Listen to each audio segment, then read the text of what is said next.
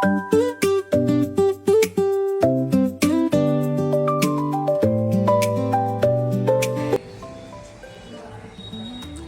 मैत्रिणींनो, कशा आहात तुम्ही? मजेत असाल ना? मी आशाची शिदोरीतून बोलते. तर आज आपण आषाढ महिन्याचं स्पेशल गुळाच्या कापण्या करणार आहोत. त्यासाठी साहित्य बघा काय. तर हे 1 वाटी गूळ आहे. तो असा किसल्यामुळे दबला गेला आहे, पण 1 वाटी गूळ आहे तो. नंतर 3 हे असे मोठे 3 चमचे चण्याचं पीठ, खसखस ती वरून लावायला. नंतर बडीशेप पावडर, ही वेलची पावडर, वेलची जायफळ पावडर या पाहिजेच सख्यानो, आणि मीठ चवीपुरतं. आणि आपण 1 टीस्पून थोडासा रवा टाकणार आहोत. आता आपण हा गूळ एका भांड्यामध्ये वितळायला ठेवायचा. म्हणजे त्याचा पाक वगैरे नाही करायचा. 1 वाटी गूळ आहे तर 1च वाटी आपण पाणी घालायचं आणि तो वितळून घ्यायचा. पाक वगैरे नाही करायचा, लक्षात ठेवा. 1 वाटी गुळाला 1 वाटी पाणी. आता हे फक्त आपण गुळाचं पाणी करून घ्यायचं, बाकी काही नाही. आणि ह्याच वाटीने आपण 1-2.5 वाटी गव्हाचं पीठ घेणार आहोत. त्याच्यामध्ये चण्याचं पीठ, थोडासा 1 टीस्पून रवा हे टाकून आपण मळायचं. ते घट्टच मळायचं. त्याच्यासाठी तेलाचं मोहन टाकायचं 3 चमचे. तेलाचं टाका किंवा तुपाचं टाका. तेलाचं टाकलं तरी चालेल. आणि ते कडकडीत मोहन पिठाला चोळून घेऊन मग ते मळायचं. घट्टच मळायचं, पुरीपेक्षा पण घट्ट. मग चांगल्या होतात कापण्या. चला तर आता पीठ मळूया. आता हे आपलं गुळाचं पाणी तयार आहे. पाक वगैरे करायचा नाही, नाही तर मग कापण्या कडक होणार. फक्त हा गूळ विरघळवून घ्यायचा. आता हे पाणी संपूर्ण थंड झाल्यानंतरच मग आपण हे पीठ मळायला घेणार आहोत सगळ्यांना. त्यासाठी बघा पीठ लागेल 2.5 वाटी. ज्या वाटीने आपण गूळ घेतला त्याच वाटीने पीठ घ्यायचं. ह्या अशा 2.5 वाट्या गव्हाचं पीठ घेतलंय आणि थोडासा आपण चण्याचं पीठ आणि रवा पण घालणारच आहोत.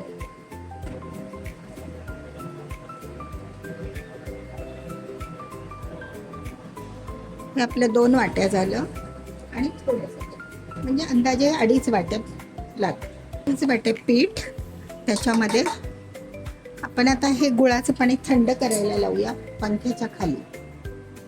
त्याच्यामध्ये मग आता आपण हा रवा बघा, थोडासा रवा आहे.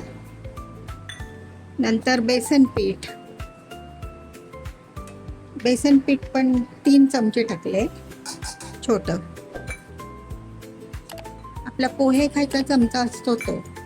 नंतर चवीप्रमाणे मीठ आणि सुंठ, वेलची आणि बडीशेपची पावडर. हे सगळं आता आपण हे मळून घेणार आहोत.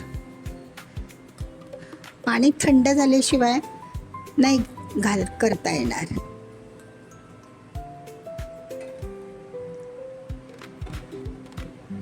आता आपलं मोहन गरम झालंय. तर आपली ही आता आपण पिठं घेतली होती की नाही, गव्हाचं पीठ, चणा पीठ 3 टीस्पून. नंतर 1 चमचा मी रवा पण घातला आहे. आणि वेलची पावडर, सुंठ पावडर आणि बडीशेप पावडर. हे सगळं एकत्र मिश्रण केलं आहे. आता त्याच्यावरती आपण हे मोहन टाकूया. मोहन टाकताना सगळ्यांना हाताने नका टाकू. असं कडकडीत मोहन लागलं पाहिजे. आणि ते गरम असतं, हाताने करू नका, चमच्याने करा. आणि पीठ चाळून घ्यायचं नाही. कोंड्यामध्ये फायबर असतं की नाही, त्यामुळे पीठ असंच घ्यायचं. आपलं रोजचं जे असतं की नाही चपातीचं, ते त्याच्यामध्ये चाळण वगैरे लावू नका. चाळलं की मग सगळं कोंडामधून निघून जाणार ना जीवनसत्व. आता हे आपण सगळं चोळून घ्यायचं पीठ. मोहन चांगलं चोळून घेऊया. कणाकणाला चोळलं ना की मग शंकरपाळ्या खुसखुशीत होतात छान. आता आपण हाताने करूया.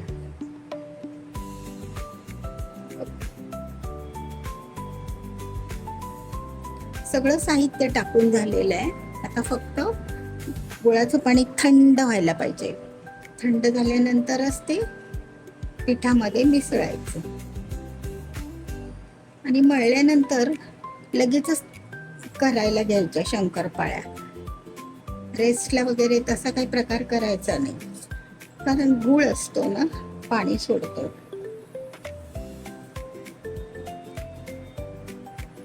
आपलं हे मोहन बघा बरोबर बसले, पिठाला लागलेलं आहे.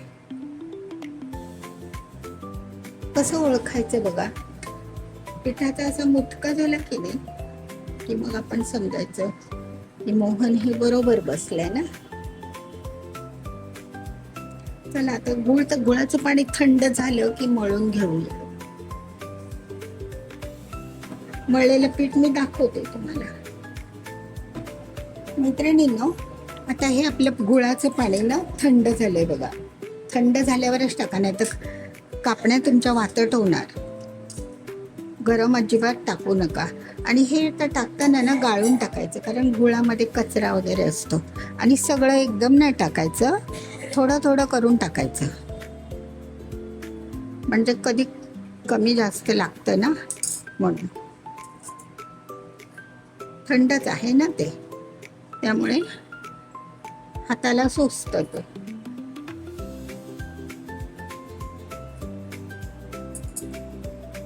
छान वास सुटलाय बडीशेपचा. आणि गुळाच्या पाण्याचं प्रमाण आणि गुळाचं प्रमाण चांगलं बरोबर असेल ना तर पीठ मावतं तेवढं त्यामध्ये, आणि गुळाचा गोडवा पण राहतो ना. बघा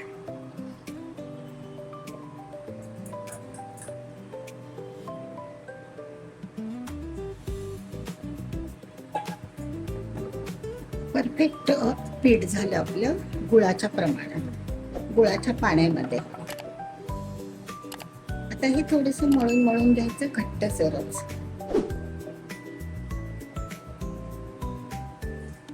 बरोबर झालं बघा, काही एक राहिलं नाही, थोडंसं थेंबर राहिलंय.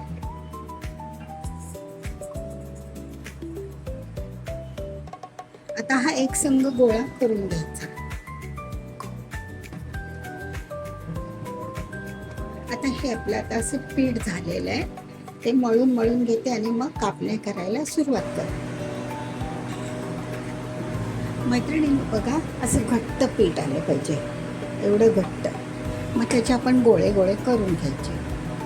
नरम पीठ घेतलं तर ते होणार नाही.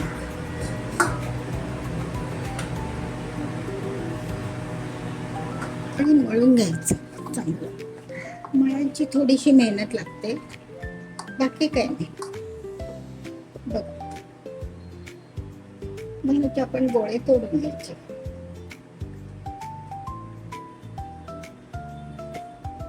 चार पाच गोळे होतात.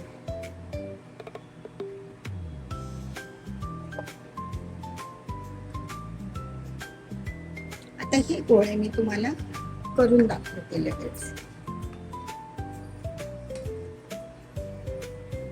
त्याला लाटताना तेल वगैरे पीठ काहीच लागत नाही. तुपात तेलाचं मोहन टाकलेलं आहे आपण.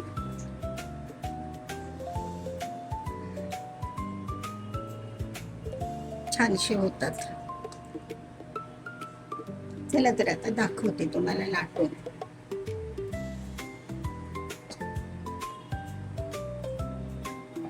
असे गोळे करून ठेवायचे.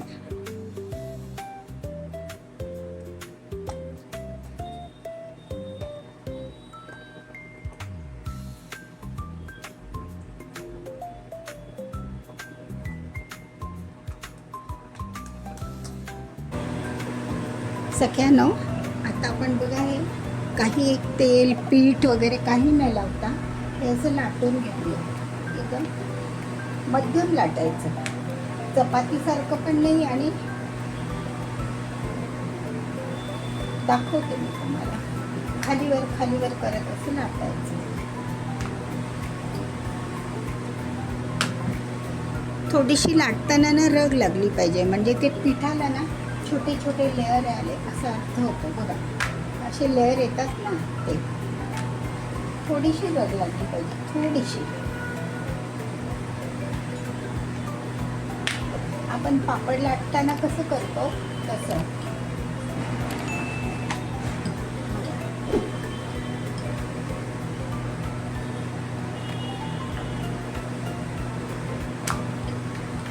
मध्ये लाटायचं, मध्ये जाड राहतं ना अचानकपणे, मध्ये बऱ्यापैकी जाड राहतं, म्हणून मधून लाटून कडेला या.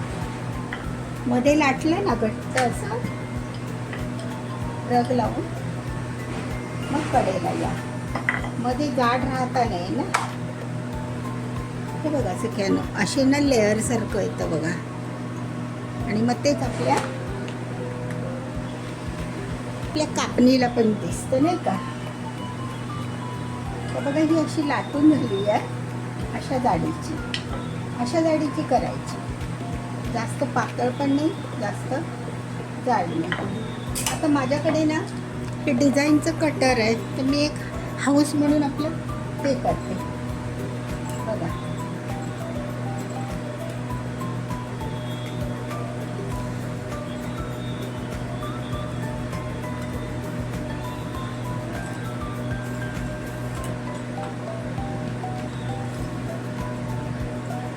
आता आपण पोलपाट फिरवून घेऊया. पोलपाट फिरवून तो आपल्याला हे स्टार त्याच्यासारखं करायचं, क्रिस्टल सारखं.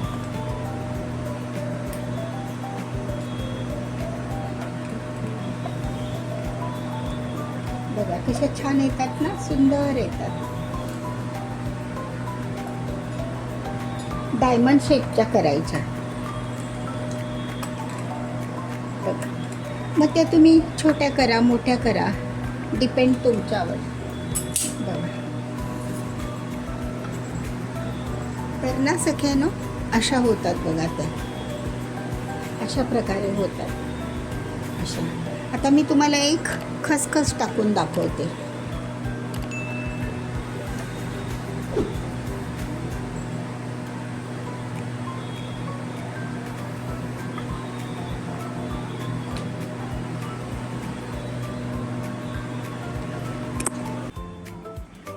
सख्यानो आता मी तुम्हाला दुसरी चपाती खसखस लावून कापण्या करताना दाखवते.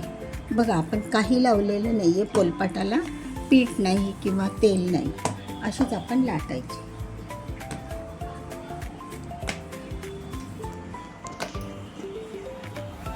मध्ये जरासं तुम्ही जोर देऊन करा, कारण मध्ये जाड येते ना म्हणून.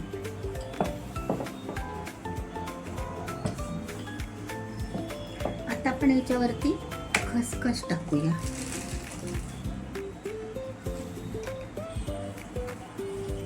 खसखस थोडी आतमध्ये ना अशी रुतली पाहिजे ना, नाहीतर ती तेलात सुटते.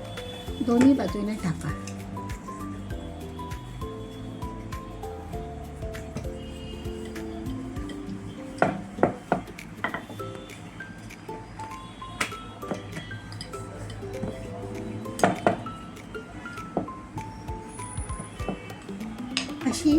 अशा जाडीची आता आपली ही पोळी झालेली आहे बघा. चपाती म्हणा, पोळी म्हणा. आता आपण कट करूया.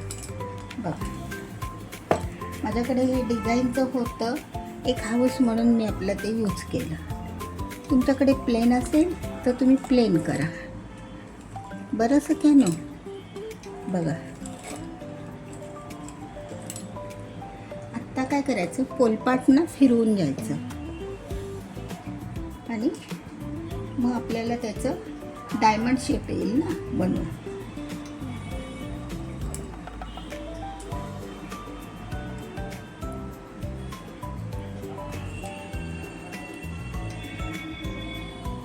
असा की नाही डायमंड शेप येतो बघा. पटपट अशा करायच्या.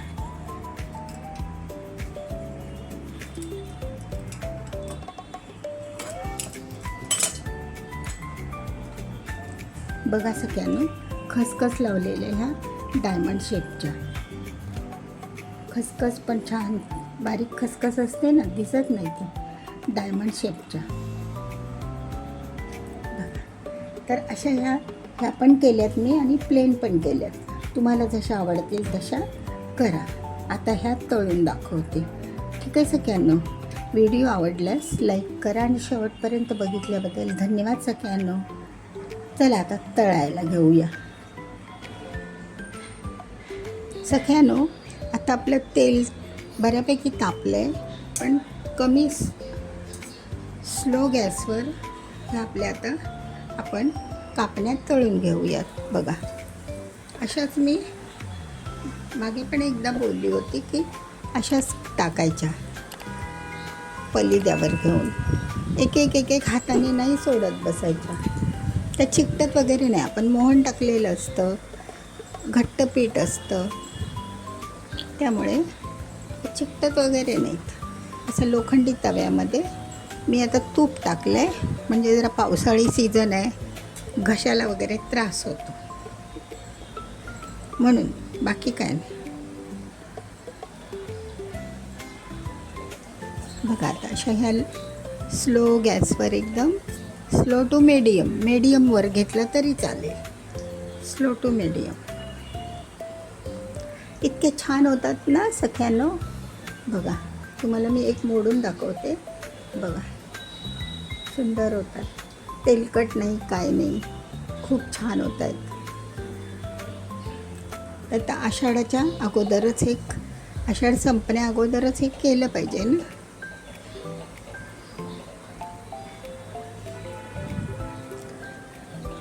आणि नेहमी वरचेवर केलं तरी पण खूप चांगलं आहे, पोटभरीचं आणि चांगलंच आहे हे. छोट्यांच्या डब्यांसाठी किंवा चहाबरोबर नाश्त्याला. फक्त तळताना थोडं पेशन्सचं काम आहे, कारण स्लो गॅसवर करावं लागतं. आपण शंकरपाळ्या तळतो तसं काय नाही, होऊन जातं.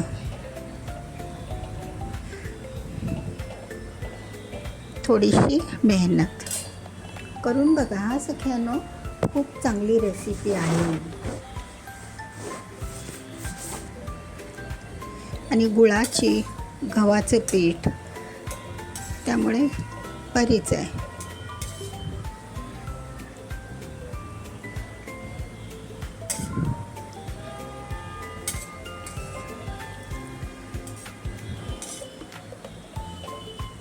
खूप पारंपरिक पदार्थ आहे हा, नवीन असं काही नाही, नाही का. त्याला आपण खसखस लावली आहे, त्यामुळे छान वाटतात.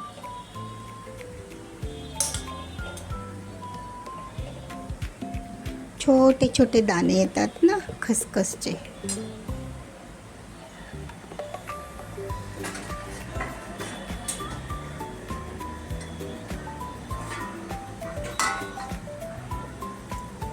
बघा, अशा बिस्किट गोल्डन कलरवरच काढायच्या. तेल गरमच असतं ना, मग त्या खूप डार्क होतात बरं का मैत्रिणींनो. अशा गोल्डन कलरवरच त्या काढायच्या, म्हणजे गरम तेल असतं, त्या होऊन जातात. लगेचच टाकायचं नाही दुसरं. बघा, खसखस पण आहे. खसखशीमुळे एक छानसं एक असं छोटे छोटे होले दिसत आहेत बघा, नाही का. सुंदरच वाटतं. चला आता दुसरी बॅच टाकते मी आणि तुम्हाला सर्व करून दाखवते.